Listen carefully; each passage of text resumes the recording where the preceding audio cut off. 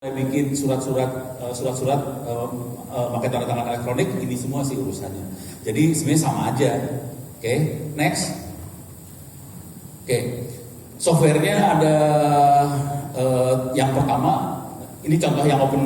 Ini minta maaf karena saya akademisi bukan komersial. Saya banyaknya pakai barang-barang yang gratisan, murah meriah. Yang urusan CE, PKI dan sebagainya kita biasanya pakai gedung biji. Oke, itu free dan ini banyak dipakai di kementerian lembaga hari ini. Untuk platform yang secure, contoh yang realnya adalah Signal, itu open source, itu yang jadi dasar dari WhatsApp. Jadi kalau kita tahu WhatsApp itu punya end-to-end encryption, itu dasarnya Signal. Kemudian Signal itu dikembangkan sama teman-teman bikin pesan kita, dan terakhir Palapa, pesan kita itu kita pakai buat kawal pilpres. Oke, next. Ini akhirnya kita bikin paper tentang kawal pilpres. Kita pakai itu, kalau bisa dicari pakai Telkomnika sama kawal pilpres, nanti ketemu, bisa di-download filenya PDF. Next. Bentuknya kayak gini kira-kira, flow bisnis prosesnya kira-kira kayak gini. Intinya yang kita lakukan adalah platformnya jujur beda banget dengan platform yang biasa kita pakai yang normal. Platform yang normal kita client server connect, dan itu bisa dihack, hati-hati.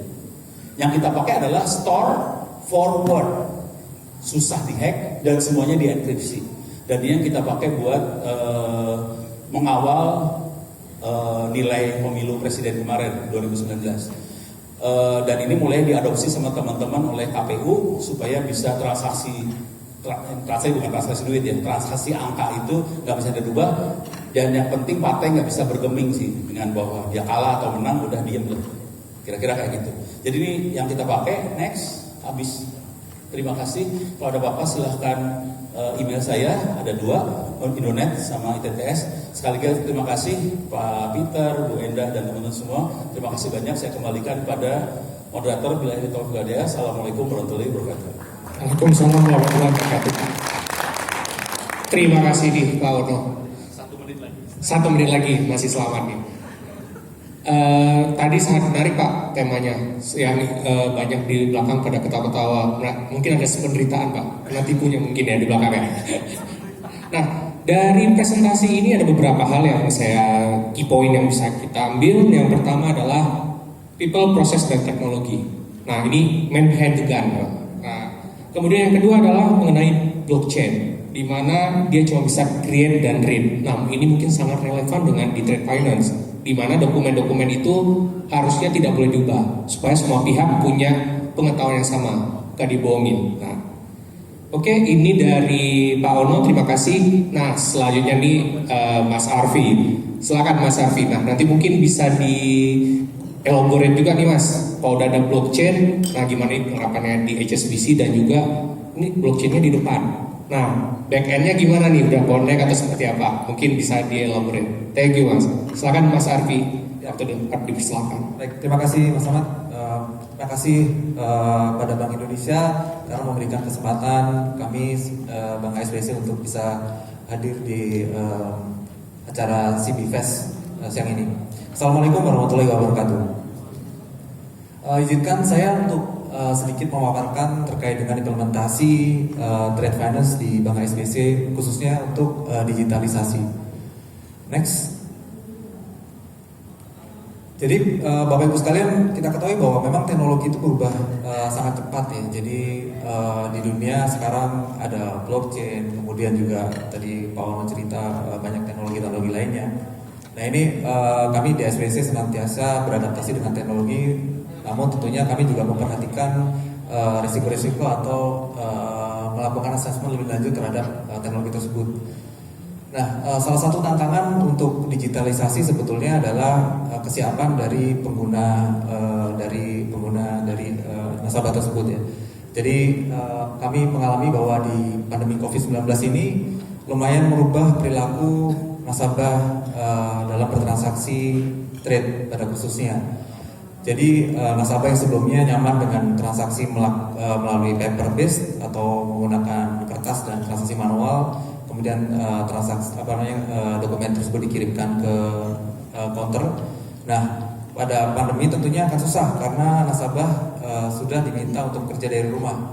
Nah ini salah satu juga dorongan kami untuk mempercepat implementasi digital ke nasabah HSBC. Kemudian di HSBC kami memiliki misi untuk membantu navigasi landscape yang berubah ini dengan platform dan proposisi yang dapat memanfaatkan data dengan aman, mendorong perdagangan yang cerdas, lebih efisien dan menyederhanakan proses nasabah.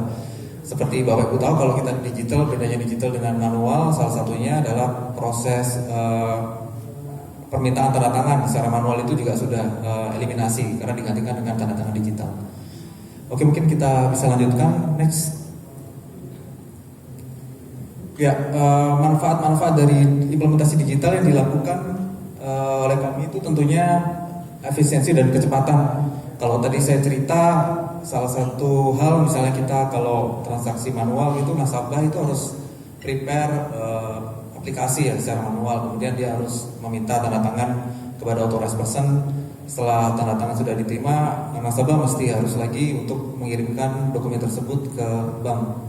Kemudian dari bank juga masih ada proses verifikasi tanda tangan.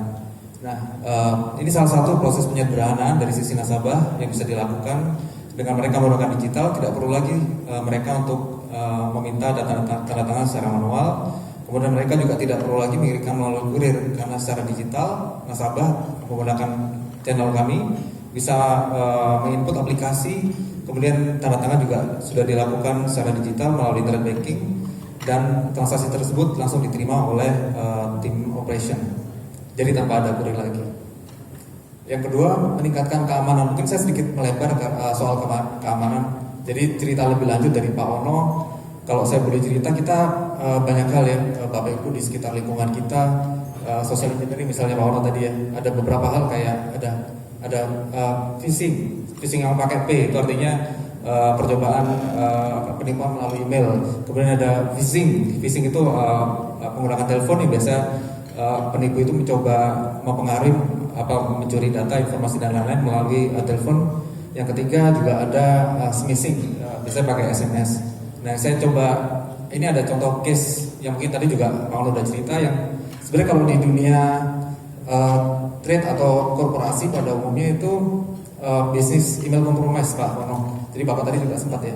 Jadi ada case di tahun lalu, ini juga sudah ada di web. Kalau Bapak Ibu mungkin coba cari gitu, bisnis email compromise akan banyak kasus-kasus yang terjadi bahkan di Indonesia. Nah ini yang saya sempat baca gitu ya, ini terjadi antara buyer dan supplier gitu kalau di dalam dunia perdagangan.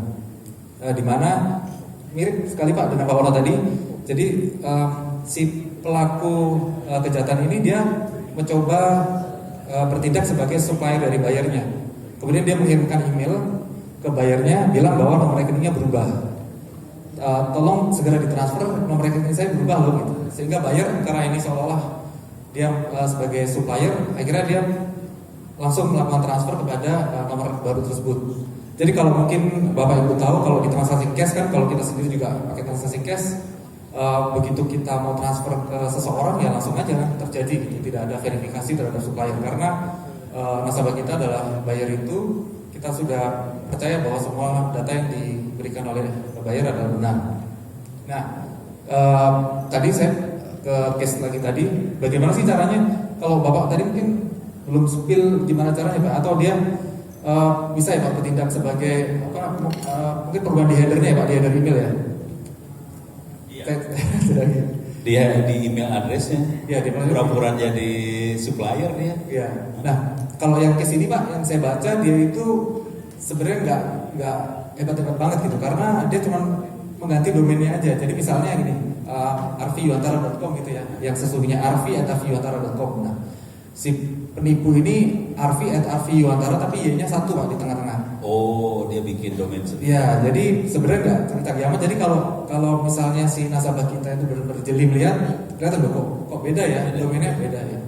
Jadi memang banyak hal mungkin ya Pak di situ ya Pak. Tapi ini case-nya seperti itu. Jadi nggak canggih amat. Nah, salah satu yang kita lakukan di HSBC juga ada beberapa hal terkait ini. Jadi kita melakukan edukasi secara reguler ke nasabah karena memang ini perlu ya awareness di sisi nasabah. Jadi ada seminar yang kita lakukan ke nasabah, kemudian juga ada email edukasi yang kita lakukan ke nasabah. supaya mereka bisa benar-benar aware terhadap cyber security sih. Yang kedua juga kalau Bapak Ibu ketahui di transaksi trade sebenarnya nggak secepat untuk di transaksi cash gitu kalau kita melakukan transfer. Mungkin saya bisa ambil contoh misalnya transaksi supply chain finance gitu. Nah ada beberapa prosedur mungkin yang bank harus mendaftarkan dulu rekening supplier gitu. Jadi kalau dia pakai rekening baru tidak bisa langsung digunakan. Itu beberapa prosedur kita juga terapkan di ASBC supaya hal-hal tersebut bisa mengurangi risiko adanya cyber security. Kemudian yang ketiga, cara baru dalam bertransaksi trade. Tadi mungkin Mas Ahmad sempat cerita dan Pak Ono juga sempat cerita ada teknologi baru namanya blockchain. Kita juga ikutan beradaptasi terhadap blockchain sendiri untuk di transaksi LC lebih khususnya. Jadi kita beradaptasi dengan transaksi trade baru. Kemudian yang berikutnya tentunya kalau digital itu harapan kami bisa meningkatkan visibilitas dari sisi nasabah karena dengan adanya channel digital maka nasabah tidak berbatas lagi dengan operasional bank kalau mereka ingin mengakses informasi-informasi terkait transaksi trade maupun informasi saldo dan lain-lain. Dan berikutnya juga mengoptimalkan keuangan dan pendanaan karena dengan nasabah itu bisa mengakses channel secara 24 jam, mengakses informasi maka dia juga bisa melakukan transaksi kapanpun dia mau input bisa segera dilakukan tanpa harus menunggu jam operasional. Tapi tentunya kalau terkait transaksi finansial kita juga ada jam operasional yang berlaku. Next, ya ini sedikit overview dari digital yang telah diimplementasikan di ASBC, Bapak Ibu. Jadi untuk channel digital kami ada ASBC Net, kemudian ada untuk handphone atau smartphone kita ada ASBC Mobile App, kemudian ada ASBC Connect untuk integrasi host to host. Kemudian secara produk yang tersedia di layanan digital itu ada documentary trade, guarantee, trade loans, receivable finance, dan supply chain finance. Secara layanan digital kita ada e-presentation via digital platform. Ini juga sebenarnya adopsi teknologi yang berkembang saat ini. Kita pakai digital e-presentation. Kemudian juga ada customer self service. Ini membantu nasabah dalam beradaptasi dengan layanan digital. Kemudian berikutnya blockchain sendiri tadi juga disinggung. Kita menggunakan kontur, berpakai dengan kontur. Next. Ya, berikutnya saya coba paparkan dari sisi digital channel yang dimiliki oleh ASBC. Next.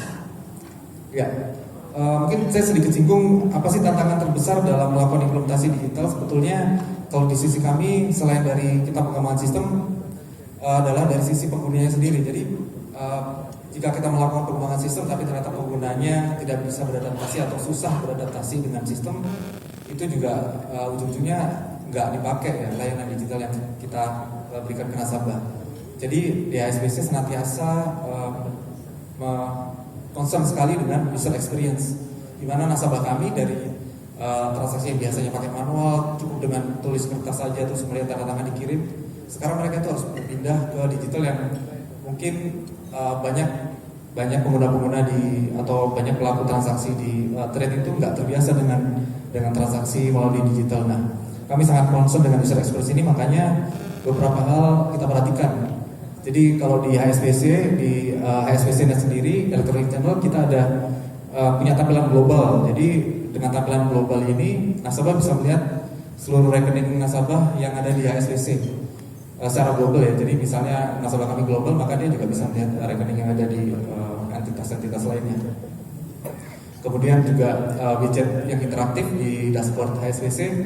Jadi udah seperti sosial media yang zaman dulu ya. Jadi kayak misalnya mau yang ditampilkan itu adalah saldo gitu, Bapak Ibu mungkin bisa lihat gambarannya. Kemudian mau ditampilkan transaksi yang pending aja, jadi itu semua bisa dilakukan di dashboard. Bahkan aliran kas mereka atau outstanding mereka yang akan jatuh tempo itu semua bisa ditampilkan di dashboard HSBC. Ya tentunya antar muka kita coba desain dengan nyaman dan ramah pengguna. Kemudian aplikasi juga, kalau nasabah mau buat aplikasi melalui ASBC Net, kita bikin semudah mungkin karena kita pakai template. Jadi mungkin ini juga sudah diadopsi dengan banyak internet banking, di mana nasabah kalau mau transaksi tinggal bikin satu kali aja, nanti kemudian transaksinya tinggal load dari template yang sudah ada. Nah ini salah satu cara kami juga untuk mencoba mendorong nasabah untuk berubah ke layanan digital. Kemudian proses persetujuannya juga mudah, nasabah bisa persetujuan secara detail maupun secara multi atau banyak transaksi yang langsung disetujui. Tentunya akses real time ke informasi fasilitas ini sangat penting banget karena ini juga sangat membantu nasabah ya. Jadi bayangkan kalau nasabah pengen lihat outstanding atau facility limit dia, itu mereka harus telepon ke bank. Nah itu sesuatu yang sangat model old school gitu ya perjalanan. Nah sekarang nasabah bisa dengan mudah mereka langsung lihat sendiri fasilitas outstanding mereka berapa, limit mereka berapa yang ada di bank. Kemudian juga kemampuan konfigurasi di HSBC sangat dapat disesuaikan dengan kebutuhan nasabah. Nah HSBC Net ini transaksi-transaksi tersedia ada documentary trade, guarantee, trade loans, receivable finance, dan supply chain finance ada di sana. Kemudian selanjutnya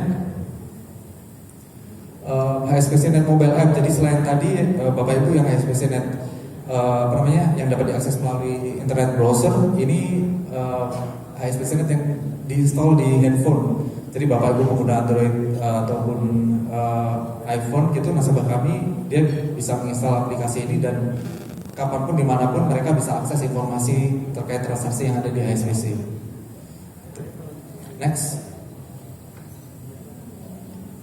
Ini salah satu fitur juga di HSBC Net Mobile. Jadi yang dulunya nasabah itu harus telepon ke kami gitu, mereka menanyakan sampai mana aplikasinya, kemudian berapa rate yang digunakan untuk transaksi loan tersebut. Ini semua sekarang bisa diakses melalui HSBC Net Mobile app ini, khususnya di Trade Transaction Tracker function. Jadi penggunaan juga sangat mudah sekali. Jadi nasabah sebenarnya nggak perlu login ke aplikasi HSBC Net Mobile itu sendiri karena teknologi di Trade Transaction Tracker ini mereka daftar menggunakan alamat email yang terdaftar di HSBC. Selanjutnya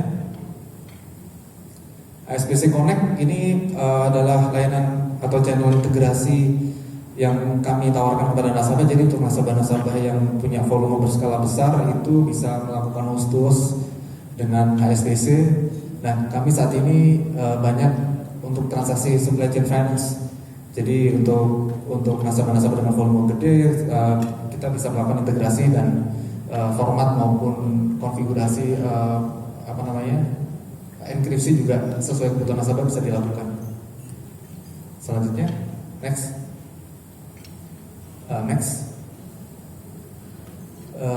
Trade loans. Jadi ini sebenarnya lebih produk biasa, produk loans biasa, tapi yang kita ada tersedia di kanal digital di HSBC Net maupun HSBC Net Mobile App. Jadi nasabah kami dengan trade loans yang ada di digital channel bisa melakukan early settlement. Bahkan mereka selain bisa melakukan request untuk loan sendiri, mereka bisa melakukan early settlement. Kemudian mereka bisa melakukan extend loan-nya jika memang diperlukan. Kemudian tampilan daripada aplikasi itu sendiri juga dibuat sangat mudah karena tadi saya cerita tantangan dari kami adalah membuat nasabah-nasabah yang dulunya terbiasa atau sudah nyaman dengan paper supaya bisa bermigrasi ke digital. Jadi kita membuat semudah mungkin. Jadi cuma satu halaman aja untuk membuat aplikasi atau loan request di HSBC-nya. Nasabah juga bisa mengelola portfolio pinjaman ya. Jadi akan kelihatan semua pinjaman yang ada outstandingnya di HSBC bisa terlihat semua di sana di HSBC Net ini. Selanjutnya supply chain finance ya. Jadi supply chain finance salah satu produk ini juga terdapat di HSBC Net maupun HSBC Connect. Jadi nasabah kami sangat terbantu dengan layanan ini karena sebelumnya juga kita ada paper transaction untuk SCF dan alhamdulillah ini salah satu yang berhasil kami migrasikan ke digital. Jadi banyak nasabah kami yang memang punya respon positif terhadap supply chain finance di HSBC. Nah, keuntungan untuk pemasok sendiri untuk supply chain finance ini, supplier ini punya opsi untuk bisa melakukan pembayaran lebih cepat ataupun mereka tidak melakukan pembayaran lebih cepat. Jadi supplier bisa milih mana aja invoice-nya yang perlu dilakukan pembayaran lebih cepat.